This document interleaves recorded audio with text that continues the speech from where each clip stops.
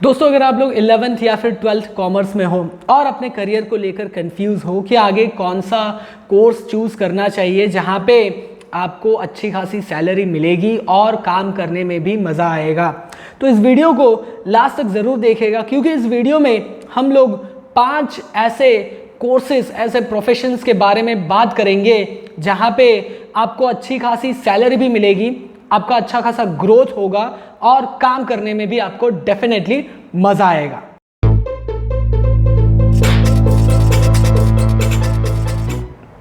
Hello guys, welcome to top career. This is Mohammed और आज के इस वीडियो में हम लोग बात करने वाले हैं top 5 courses for commerce student. दोस्तों, अगर आप आपके दोस्तों के साथ में बात करोगे तो मैक्सिमम बच्चे जो हैं वो बीकॉम, बीबीए या फिर बीसीए, इन 3 कोर्सेज के बारे में सोचते हैं। ये 3 कोर्स काफ़ी पॉपुलर है कॉमर्स स्टूडेंट्स के लिए, लेकिन इन कोर्सेज करने के बाद में आपको उतनी अच्छी सैलरी नहीं मिल पाएगी।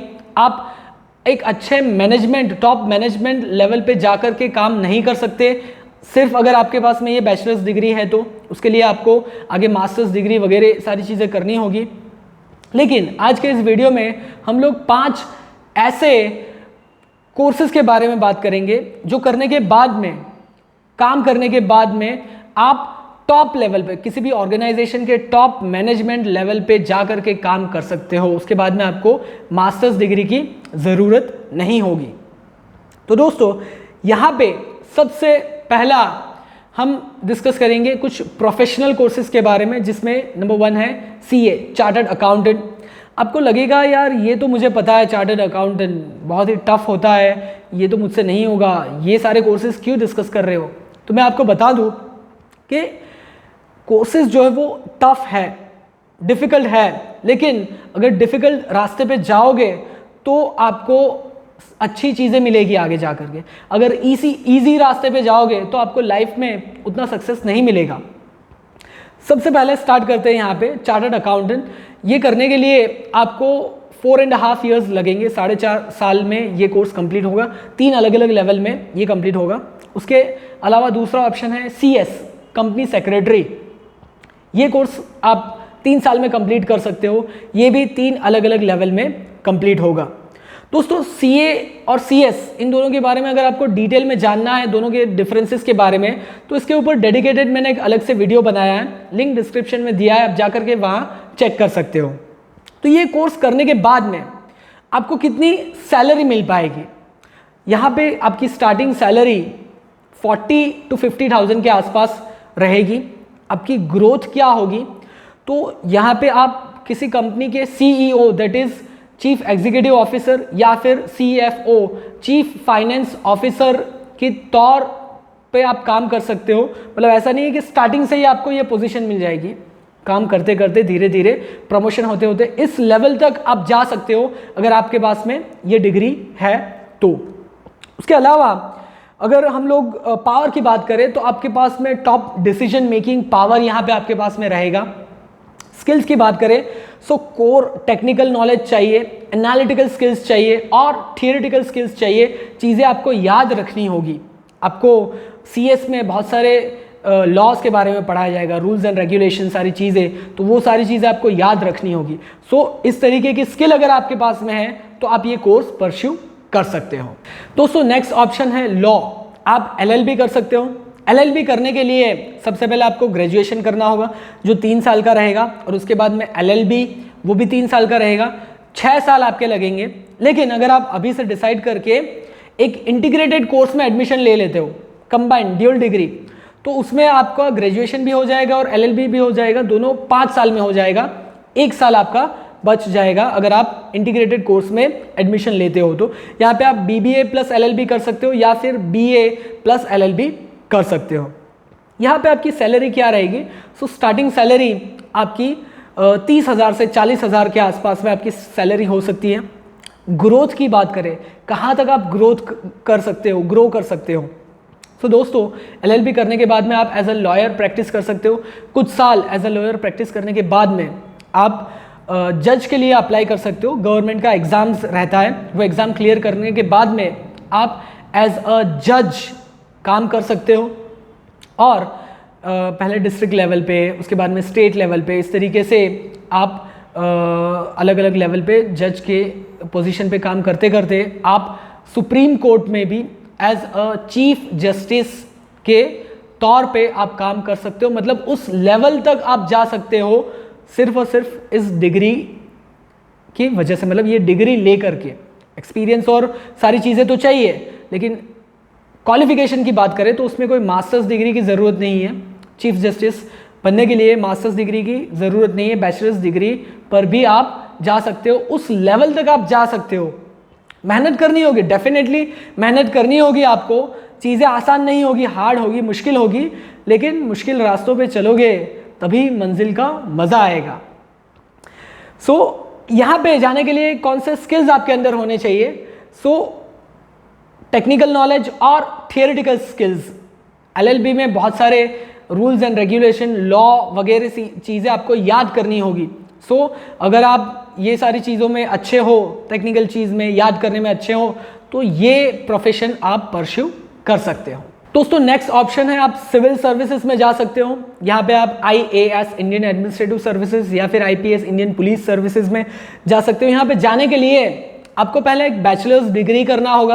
आप कुछ भी कर सकते हो, BCom, BBA, BCA, कोई भी एक ग्रेजुएशन की बेसिक डिग्री आपने कर ली। उसके बाद में आपको UPSC का सिविल सर्विसेज एग्ज़ाम देना होगा। वो क्लियर करने के बाद में आप IAS या फिर IPS के तौर पे आप काम कर सकते हो। दोस्तों ये एग्ज़ाम जो है वो आसान नहीं रहेगा, बहुत ही मुश्किल एग्ज़ाम होता है, बहुत कम लोग इसको क्लियर कर पाते हैं। लेकिन अगर आप मेहनत करोगे डे वन से, अगर आपने सोच लिया कि IAS के लिए जाना है, तो अपने ग्रेजुएशन के ड्यूरेशन में ही आप चालू कर दो प्रिपरेशन करना। ग्रेजुएशन के 3 साल आप अपने ग्रेजुएशन में भी प्रिपरेशन करो और इसके ऊपर भी प्रिपरेशन करो, तो आपको एक एडेड एडवांटेज मिलेगा। 3 साल के प्रिपरेशन के बाद में अगर आप IAS का एग्ज़ाम दे रहे हो, सिविल सर्विसेज का एग्ज़ाम दे रहे हो, तो डेफिनेटली अगर आपने मेहनत की है तो आप उसको क्लियर कर पाओगे। एक बार क्लियर कर लिया, IAS या फिर IPS बन गए, तो सोचो किस तरीके की लाइफ होगी आपकी, क्या क्या चीज़ें आप कर पाओगे। सैलरी की बात करें तो बेसिक सैलरी आपकी 70 to 80,000 आपकी स्टार्टिंग सैलरी होगी। उसके अलावा अलग से पर्क्स मिलेंगे गवर्नमेंट की ओर से, आपको रहने के लिए अच्छा खासा घर मिलेगा, गाड़ी मिलेगी, कुछ सर्वेंट्स वगैरह मिलेंगे, ये सारी चीज़ें तो अलग से मिलेगी सैलरी के अलावा। और सोसाइटी में आपको रिस्पेक्ट मिलेगी, तो बहुत सारी चीज़ें मिलेगी। पावर की बात करें तो बहुत सारा एडमिनिस्ट्रेटिव पावर आपके पास में होगा। ग्रोथ की बात करें तो आप एक एज अ कलेक्टर लेवल पे काम कर सकते हो, आप पुलिस में एज अ कमिश्नर या फिर DGP लेवल तक आप ग्रो कर सकते हो। उसके अलावा हम लोग यहाँ पे स्किल्स की बात करें तो बहुत सारे स्किल्स यहाँ पे रिक्वायर्ड है। आपके पास में कोर टेक्निकल नॉलेज होना चाहिए, आपके पास में लैंग्वेज का अच्छा नॉलेज होना चाहिए, एटलीस्ट 3 लैंग्वेज पे आपकी अच्छी कमांड होनी चाहिए। उसके अलावा जनरल नॉलेज आपके पास में अच्छा होना चाहिए, और उसके अलावा मैथमेटिकल और एप्टीट्यूड स्किल्स आपके अंदर अच्छा होना चाहिए, तो आप इस फील्ड में जा सकते हो और इस फील्ड में आप ग्रो कर सकते हो। दोस्तों नेक्स्ट ऑप्शन है, आप जर्नलिज्म के लिए जा सकते हो। यहाँ पे आप BJMC that is bachelors in journalism and mass communication कर सकते हो, या फिर BA इन जर्नलिज्म या फिर BSc इन जर्नलिज्म जैसे कोर्सेज आप कर सकते हो, जो कि 3 साल के कोर्स रहेंगे। ये करने के बाद में आप किसी भी न्यूज़ एजेंसी में जॉब कर सकते हो एज अ न्यूज़ रिपोर्टर या फिर एज अ न्यूज़ एंकर या फिर as a news writer, as a editor. बहुत सारे पोजीशन के लिए आप अप्लाई कर सकते हो। स्टार्टिंग सैलरी कम रहेगी, दूसरे कोर्सेज के कंपैरिजन में यहाँ पे आपकी स्टार्टिंग सैलरी कम रहेगी, 20,000 से लेकर के 30,000 तक रहेगी। लेकिन अगर आप अच्छा काम कर रहे हो तो आपकी ग्रोथ भी ज़्यादा होगी। आप कुछ ही टाइम के अंदर आपकी सैलरी 50,000 से लेकर 1 लाख के आसपास आप अचीव कर सकते हो इस फील्ड में। आपके पास में पावर रहेगा लोगों को इन्फ्लुएंस करने का। आप न्यूज़ लोगों के सामने लेकर के जाओगे, लोगों के सामने बोलोगे, बात करोगे, तो आप लोगों को इन्फ्लुएंस कर पाओगे। ग्रोथ की बात करें तो आप starting as a junior reporter या फिर असिस्टेंट रिपोर्टर से स्टार्ट करते हुए chief reporter, chief journalist, chief editor के तौर पे आप काम कर सकते हो, उस लेवल तक आप जा सकते हो। स्किल्स की बात करें यहाँ पे तो आपके अंदर पब्लिक स्पीकिंग का स्किल होना चाहिए, लोगों के सामने बात करना आपको आना चाहिए, राइटिंग स्किल्स होना चाहिए, चीज़ों को किस तरीके से क्रिएटिव वे में लिखना या फिर प्रेजेंट करना, उस तरीके के स्किल्स आपके अंदर होने चाहिए, तो आप इस फील्ड में अच्छे से ग्रो कर पाओगे। दोस्तों नेक्स्ट ऑप्शन आपके पास में है डिज़ाइन फील्ड। अगर आपको ये सारी चीज़ों में नहीं जाना है, टेक्निकल चीज़ों में नहीं जाना है, क्रिएटिव माइंडसेट है आपका, क्रिएटिविटी अगर आपके पास में अच्छी खासी है, तो आप डिज़ाइन फील्ड में जा सकते हो। यहाँ पे आप बैचलर्स इन डिज़ाइन या फिर बीएससी कर सकते हो। बहुत सारे अलग अलग डोमेन रहेंगे, आपका जिस फील्ड में इंटरेस्ट है, फॉर एग्जांपल इंटीरियर है, फैशन है, ग्राफिक्स डिज़ाइनिंग है, या फिर एनिमेशन है, गेम डिज़ाइनिंग है, कार डिज़ाइनिंग है, प्रोडक्ट डिज़ाइनिंग है, इस तरीके के जो भी आपका इंटरेस्ट है उस फील्ड में आप कोर्स करके यहाँ पे आप अपना करियर जो है वो स्टार्ट कर सकते हो। स्टार्टिंग सैलरी यहाँ पे कम रहेगी, 20 से 25 हज़ार रुपये रहेगी, लेकिन अगर आपके पास में अच्छी क्रिएटिविटी है, बहुत सारी इनोवेशन आप करते हो, तो आप एक्सपोनेंशियली यहाँ पे ग्रो कर पाओगे। 50,000 1 लाख रुपए तक इजीली यहाँ पे आपको सैलरी मिल जाएगी। उसके अलावा आप अपना खुद का भी काम कर सकते हो, खुद का आप design field, design studio open कर सकते हो और अच्छे से इस फील्ड में ग्रो कर सकते हो। स्किल्स की बात करें तो यहाँ पे क्रिएटिविटी चाहिए, क्रिएटिव माइंडसेट आपका होना चाहिए और आपको कुछ नॉलेज होना चाहिए डिज़ाइन का, कंप्यूटर्स के रिलेटेड। मतलब अभी बहुत सारी चीज़ें कंप्यूटर के ऊपर डिज़ाइन करते हैं, बहुत सारे सॉफ्टवेयर यूज़ करके डिज़ाइन करते हैं, तो इसका भी नॉलेज आपके पास में होना चाहिए। अगर नहीं है तो वो आप सीख सकते हो, लेकिन क्रिएटिव माइंडसेट तो आपका होना चाहिए, तो आप इस फील्ड में जा सकते हो। तो दोस्तों इस वीडियो में हम लोगों ने 5 अलग अलग करियर्स डिस्कस किए, जहाँ पे जा करके आप बहुत अच्छे लेवल तक ग्रो कर सकते हो और अच्छा खासा पैसा कमा सकते हो। और कौन सा करियर चूज करना है वो डिपेंड करता है आपके इंटरेस्ट के ऊपर, आपके पैशन के ऊपर और आपके स्किल्स के ऊपर। आप देख सकते हो कि कौन सी चीज़ आपको ज़्यादा एक्साइट करती है। क्या अगर आपके अंदर क्रिएटिव माइंडसेट है तो आप डिज़ाइन में जा सकते हो। अगर आपके अंदर स्पीकिंग स्किल अच्छा है, लोगों से बात करने में अच्छा है, आप जर्नलिज्म में जा सकते हो।